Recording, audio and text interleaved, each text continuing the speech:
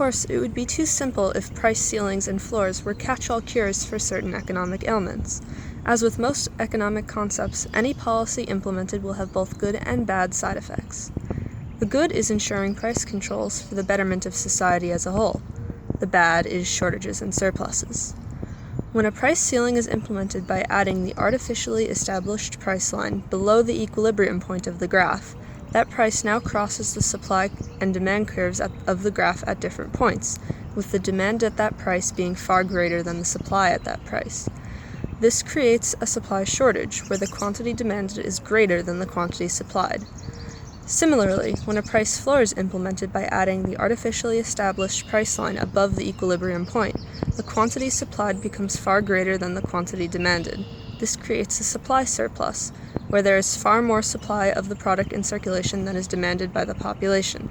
The consequences of a price floor can include the introduction of rationing or the growth of a black market for the good in question due to the high price.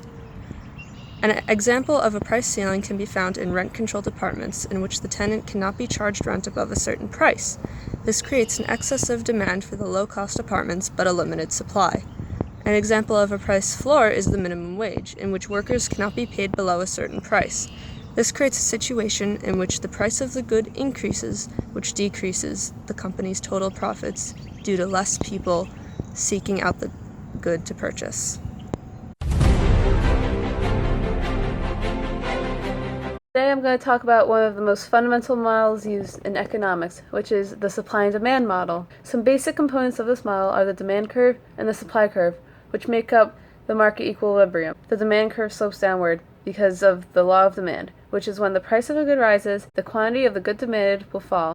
Given the law of demand, a fall in the price of the good would cause a movement to the right and downward along the demand curve. There are 5 main factors that shift the demand curve.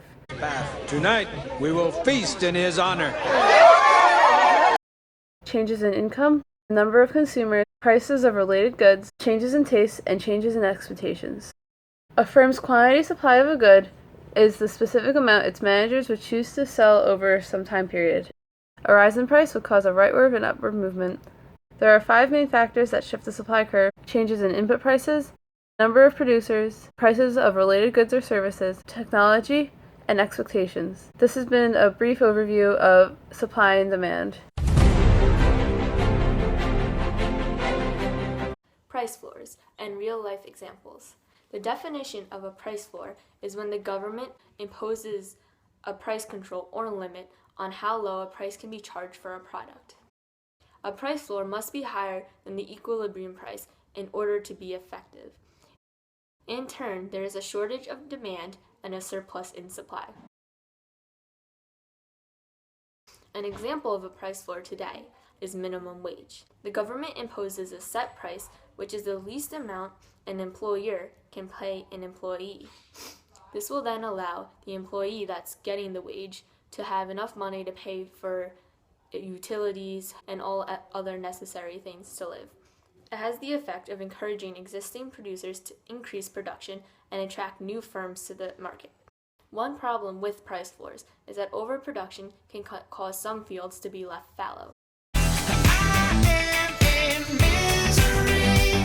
In this case, the government will also impose a quota and limit for crops such as potatoes.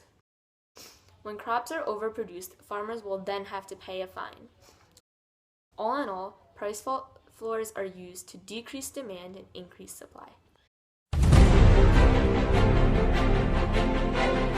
Now let's talk about a specific type of price control known as a price ceiling. A price ceiling is essentially the maximum amount a firm is allowed to charge. Now let's take a look at this with an example. We are all consumers of Carol's chocolate bars. Each piece of chocolate costs $4. As a responsible consumer, you realize how greedy that pricing is and decide to protest for a more reasonable one. The firm doesn't want to lose its valuable customers, so it decides to null the problem using a price control. Now let's take a look at this graph. The equilibrium quantity and price is ideally where the market wants to operate at. The firm sets a price ceiling at $2. Keep in mind, in order for a price ceiling to be effective, it must be below the equilibrium point. Don't let this price control fool you. This seemingly cheaper price creates a larger demand for the chocolate, with only minimal supply. Good afternoon, sir. Could we interest you in some chocolate? Chocolate? Did you say chocolate? Notice how compared to the initial equilibrium point, the quantity demanded has increased while the quantity supplied has decreased. This price ceiling has created a shortage. Even though we want 4 pieces of Carol's chocolate bars, she's only selling 1. Now, because supply and demand are not in equilibrium, the market is experiencing what is known as deadweight loss. This creates a producer and consumer surplus.